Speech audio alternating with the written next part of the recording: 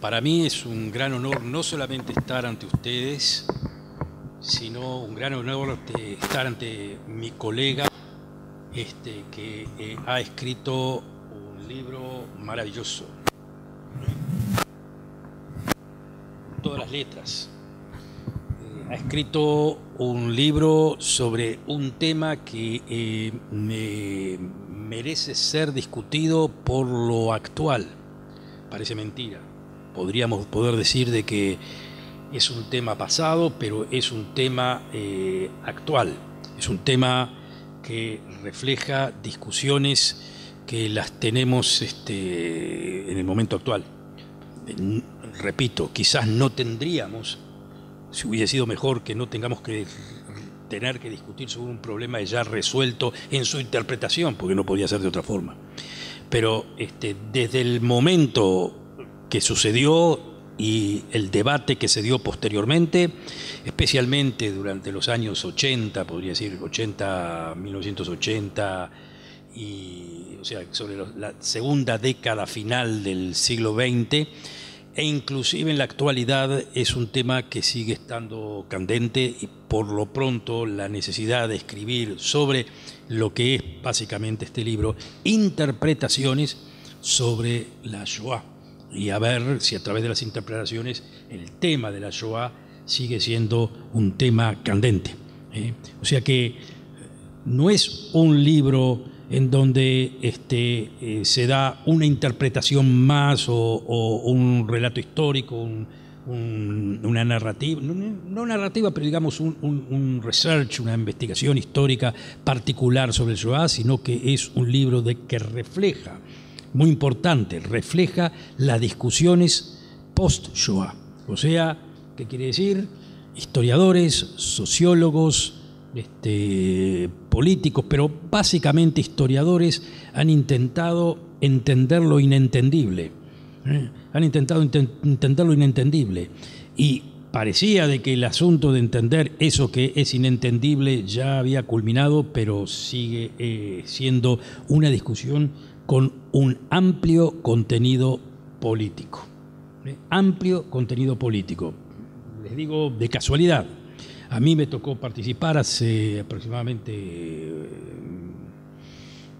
una semana, quizás una semana y algo, en un panel en la Universidad de Columbia.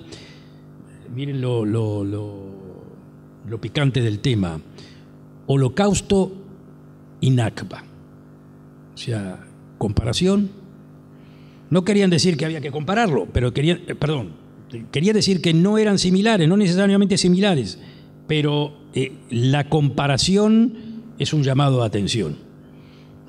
Los que querían de alguna forma comparar, a fin de decir que no son comparables o que no son absolutamente iguales, lo estaban comparando y lo estaban poniendo prácticamente a la misma altura. No quiero decir de que hubieron algunos de los participantes en ese panel que abordaban las características de la discusión desde una perspectiva postcolonial, y con eso ya digo todo. ¿Qué quería decir la característica postcolonial? La clásica frase que de alguna forma se refleja también en las discusiones que hay en este libro. Señores, el Occidente ha hecho masacres antes del Holocausto. Con eso queremos decir que el Holocausto puede tener su particularidad, pero esa particularidad queda reflejada en matanzas que empezaron desde el descubrimiento de América, si lo queremos llamar así. Si hay un genocidio contra indígenas, hay un genocidio contra demás grupos, hubo genocidio contra los armenios, y de alguna forma u otra también los que están desde una perspectiva no de querer disculpar, pero eso es interesante, no de querer disculpar a los nazis, pero de querer acusar también a otros. A ver si me entienden en este asunto, porque hay mucha gente que no. Lo de los nazis es imposible de disculpar, pero sí a través de eso queremos culpar a otros que se escudan supuestamente, es lo que dice la tesis, se ocultan dentro del genocidio hecho a los judíos para poder decir, bueno, lo de los judíos es un verdadero genocidio, pero hubieron otros más que no los toman en cuenta, hay que tomarlos en cuenta, ¿no? Como diciendo de esa forma. El ingeniero Gijón, que hace una recopilación interesantísima y un análisis bastante profundo de las ideas de la gente que trató el tema de la Shoah, hace una reflexión utilizando a Traverso uno de los historiadores más serios sobre el asunto, que pone de manifiesto, yo creo que diría yo, quizás uno de los puntos angulares del debate. Y lo menciona muy claramente, eran sobre reflexiones de Arendt, donde mencionaba que la cuestión judía se planteaba en términos radicalmente nuevos. Y culmina Traverso, en este caso Traverso, las injusticias, las persecuciones y los sufrimientos derivados de semejante situación no tenían relación con sus actitudes y elecciones. Un judío no podía, ni siquiera si queriendo de la forma, digamos, hasta absurda, holocausto, en fin, nazis, y quería servir al Estado nazi. No podía. No tener la posibilidad siquiera de cambiar de fe, que eso es el racismo más puro que hay, sino que tampoco hacer lo imposible, si lo quiero llamar así, llevándolo al absurdo, de querer ayudar a los enemigos. Podían ayudar a los enemigos, eso sí, podían ayudar a los enemigos, pero iban a ser ejecutados de cualquier forma. No iba a tener ni siquiera premio el ayudar a sus más aferros enemigos. No quiero decir de que con esto estoy diciendo de que podían haber, no podían haber hecho absolutamente nada, y eso es nuevo. En la historia del colonialismo, que hubieron en cantidad de masacres, sin ninguna duda también, el colonialismo también hizo aportes. Hoy en día hay un debate sobre el colonialismo mismo. El colonialismo mismo que fue malicioso, nadie puede, digamos, entender, digamos, o comprender hoy en estos momentos la intención de Francia de ser un colonialismo iluminista. Pero eso es lo que hacían. Tenían ideas iluministas y tenían a su vez ideas de robo y tenían ideas también de colonización. Pero a su vez, franceses llevaron, sí, a pesar de todo, llevaron civilización a Argelia. Llevaron civilización a otros lugares, los británicos llevaron civilización a la India y también hicieron masacres, sin ningún lugar a duda. El colonialismo puede ser criticado y debe ser criticado, pero a su vez no es ni siquiera mínimamente comparable a lo que pasó en el Holocausto. Lo que hizo acá el ingeniero Gijón es algo muy, muy, muy importante. Y queda por hacer, porque el debate está hoy en día en su plenitud. Hoy en día, señores, está el debate, a ver, bueno, está bien, el nazismo es exagerado, pero vamos a suponer de que el nazismo hubiese sido solamente antisemita y no dedicado a matar, hubiesen pensado racionalmente. No me gustan los judíos, yo los odio, pero ¿sabes lo que? Los mando para otro lado, no me meto con estas matanzas. Inclusive desde el punto de vista racional se podía decir, bueno, ¿para qué? ¿De qué te sirve? Supongamos de que el fascismo no se hubiese aliado con los nazis.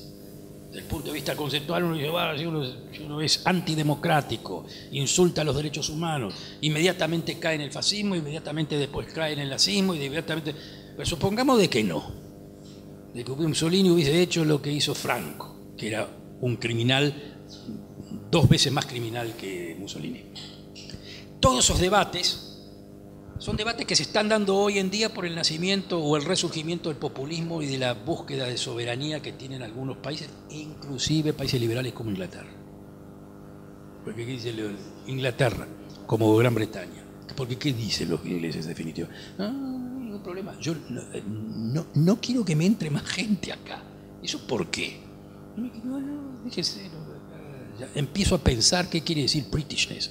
Ahora, claro, uno puede decir, bueno, está perfecto, uno quiere pensar que es British. Entonces puede decir, bueno, ¿a dónde va con eso? Muchísima gente, pensando en este debate, ya tiene las antenas puestas. Empezás con lo British, terminás con soy medio fascista, con otro nombre, y después al que sea diferente para afuera o en una connotación determinada lo matamos. ¿Podrá llegar a pasar algo así? Este libro da una clave importante de esos debates que tratan sobre este punto. Bueno, gracias Alberto nuevamente, gracias a la Universidad Dort, a su directora, a Erika. Efectivamente, la idea del libro era volver a traer a la mesa un tema que básicamente lo que no puede dejar es un tema que no puede dejar de doler. Es decir, lo recordamos en forma permanente porque el dolor tampoco prescribe. Entonces la pregunta se abre a un abanico de preguntas. ¿Nos duele solo a nosotros? ¿Le duele a todo el mundo? ¿Le debería doler a todo el mundo? Entonces, la pretensión era establecer una mesa virtual con pensadores, escucharlos, gente de opiniones muy calificadas, no hay pensadores innovados en el repertorio de intelectuales que integran, vamos a decir, la matriz de distintas discusiones. La discusión no es una sola, y el rol virtual que me atribuí como escritor era el de dejarlos hablar, interrumpirlos en algún momento, dar una opinión o reponer una pregunta, siempre con la intención básica de que pudiera servir como un proyecto educativo, que pudiera servir para escuchar, por ejemplo, a Alberto proyectando de su lectura análisis de actualidad, análisis de otros temas por fuera de la Shoah que de alguna manera nos enriquecen y nos ponen al día de la dinámica de la historia, que, como menciono en un pie de página, en una cita, Le Goff dice: la historia no se puede cortar en rebanadas, no debería cortarse en rebanadas. Y justamente respecto al tema modernidad, porque ¿cuándo empezó la modernidad? Si pensamos que la modernidad empieza en el Renacimiento, van a saltar los griegos a decir que estamos equivocados. Ni que hablar los romanos. O sea, la modernidad tecnológica e incluso la modernidad y los aportes intelectuales fueron dinámicos con mayores, vamos a decir, aceleramientos o no a lo largo de la historia. Quizás hoy estamos viviendo una aceleración que ni tan siquiera podemos comprender. Es decir, hoy se nos hace difícil metabolizar lo moderno tecnológico porque cuando creemos que entendimos algo ya está superado por algo nuevo. Ahora, ¿cómo se entiende la Shoah? Y bien lo dice Alberto, si no tomamos en cuenta, aunque sea por un momento, la modernidad de los trenes. El tren, al igual que bueno, vamos a decir así, el ser humano tiene desarrollos de modernidad desde que es un homínido hasta el día de hoy, que es difícil pensar cuál es más importante que el otro. Quizás podamos pensar que el más importante fue la domesticación del fuego, por ejemplo. La primera vez que en las cavernas pudieron encender el fuego y estar más calentitos, capaz que se enfermaron mucho menos, capaz que los nacimientos fueron más prósperos, pudieron asar la comida, y bueno, capaz que el fuego fue más importante, no lo sé. Pero lo que sí está claro, que si ya salimos de lo poquito más filosófico y entramos a lo concreto, el tren le permitió por primera vez al ser humano algo inadmisible, que era llegar rápidamente de puntos a puntos que no concebía ni tan siquiera que podía llegar. No es que llegaba rápido de una punta de Inglaterra a la otra, es que no entendía que se podía llegar a esos puntos, porque a caballo o en carreta no se podía. esa modernidad transformada en el vehículo de transportar millones de personas a un exterminio, bueno, yo creo que es un punto para considerar. ¿Quiere decir, como bien dice Alberto, que el tren es malo? No, el tren es fantástico.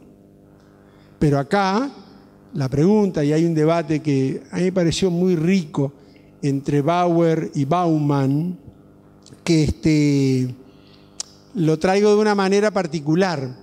Lo traigo desde lo que Bauer le rebate a Bauman. Pero no traigo a Bauman por sí mismo, sino que Bauer se encarga de citar a Bauman, porque de lo contrario este libro tendría que ser 3 veces más grande, y la pretensión, aparte de que sea un vehículo educativo, un proyecto educativo, es dejar ventanas abiertas. Es como perfectamente decía Alberto, de cada tema podemos ampliar, o los que se interesen pueden seguir investigando y analizando, porque es infinito. Como una vez hablando con José, me decía, desde el momento en que la Shoah es única, no tiene comparación con nada, desde el punto de vista de considerar su unicidad. Ahora, su unicidad también hay que fundamentarla. Hay que fundamentarla porque, como bien citaba Alberto, todos los movimientos anticolonialistas, yo cito a Aimé Césaire, que es uno de los voceros de la negritud, ellos decían, bueno, la Shoah fue una matanza de blancos entre blancos, o sea, está todo bien, pero a nosotros, los negros, nos mataron, según él, de forma no menos cruel, no menos cruenta, no menos considerable. Yo le rebato, yo personalmente a Césaire, digo, momento, sí puedo compartir el dolor y la desgracia y la catástrofe de las masacres a los negros, de la esclavitud. Pero lo que no puedo quitarle a la Shoah, a esa masacre de blancos entre blancos, es el antisemitismo. Tengo que hablar, tengo que entender que ese móvil, que ese vector antisemita no es comparable a los vectores que el colonialismo aplicó, a veces hasta del iluminismo, como bien decía Alberto, pero con masacres que no tenían, a mi entender, el objetivo del exterminio de los colonizados, sí del saqueo, sí de la esclavitud, sí en algunos casos, y por qué no, la esclavitud misma, de la deshumanización, pero no del exterminio. Y acá el exterminio no solamente fue un elemento conceptual, sino que fue un elemento basado en una modernidad que lo habilitó. El Ciclón B es fruto de un estudio químico de ingenieros y de científicos muy importante, porque el Ciclón B no se hizo para matar gente, era un pesticida. Llegar a esa conclusión después de haber pasado por distintos elementos que resultaron ser ineficientes, significa literalmente como la mejora continua de un proyecto tecnológico. Pero así funciona la tecnología en base a prototipos, a estudios que fracasan, otros que mejoran, hasta que al final, bueno, finalmente entendimos que tal microprocesador es el mejor. Y así se llega al Ciclón B. Entonces, Bauer sostiene, no me importa el Ciclón B, me importa el antisemitismo, me importa el motivo por el cual se llega a poner en el Ciclón B nada más ni nada menos que el exterminio de miles y miles de personas diarias, horarias. Entonces, cerrando, la idea del libro es una idea de tratar en profundidad, de una manera historiográficamente rigurosa, un tema para dejarlo abierto, efectivamente, a nuevas amplitudes, que la puede tener el lector con su propio aporte personal, sus conocimientos, un libro donde el tema de la memoria, no quiero dejar de mencionarlo porque hablamos muchísimo con Charlotte, donde este tema no podría considerarse un tema, aunque mal no sea, medianamente comprensible sin la memoria de los sobrevivientes.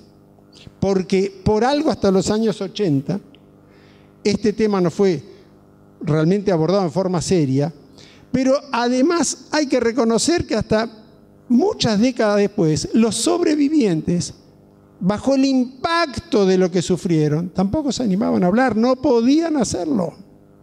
Entonces tampoco es una casualidad estrictamente histórica que en los 80 se dio el ámbito político, lo cual es cierto, y también se empezó a dar una apertura de los sobrevivientes que explicaban lo inexplicable, lo inentendible de vivir adentro de un ropero, o lo inentendible del libro de la bailarina de Auschwitz, que por bailar el Danubio azul ante Mengele se salva, y luego que sí se salva, va formando academias de baile en Estados Unidos y se transforma en psicóloga y ayuda a la gente desde el punto de vista de la resiliencia ante lo imposible, porque un día bailó ante Mengele y la salvó. Esas historias nos dan a entender parte de lo que el libro pretende, y es ver lo humano, lo intelectual, lo moderno y lo político en una plataforma de lanzamiento para que el lector la pueda desarrollar. Es una buena pregunta y permítame decirle que no es ningún atrevimiento la pregunta. El estado del arte, lo que se llama lo escrito acerca de un tema de la Shoah, se podría considerar, yo diría, prácticamente infinito. Es inabordable todo lo que se ha escrito en la Shoah. Necesitamos más de una vida para leerlo. Pero como usted verá, no es solo este libro lo nuevo que sale. Permanentemente salen nuevos libros, testimonios, ensayos, descubrimientos. Le contesto rápidamente. Alemania abrió sus archivos hace pocos años acerca del tema de la Shoah. El Vaticano no los abrió desde el año 1922. Solo le pido que se imagine cuando el Vaticano abra sus archivos, y algún día lo hace y probablemente lo haga, acerca de este tema, vamos a tener, no sé, 20 años más solo para analizar. No se terminó de analizar, recién se empezó lo que los alemanes abrieron. Entonces, lo que pretendí, y ahí permítame decirle como uruguayo, es aportar también desde estos lares un análisis de aquel problema, no necesariamente de una visión latinoamericana o regional, porque se ha escrito también mucho en Argentina, en Uruguay, acerca del fascismo, se ha escrito y ha investigado mucho acerca de estos temas, pero mi pretensión fue salir de Río de la Plata, darle una especie de atrevimiento universalista en traer estos pensadores, pero también reflejarlos desde aquí, y ese me parecía que era un aporte que a la gente de nuestra región, a los uruguayos, a los estudiantes uruguayos, bien podría servirle. De ahí que fue esta iniciativa.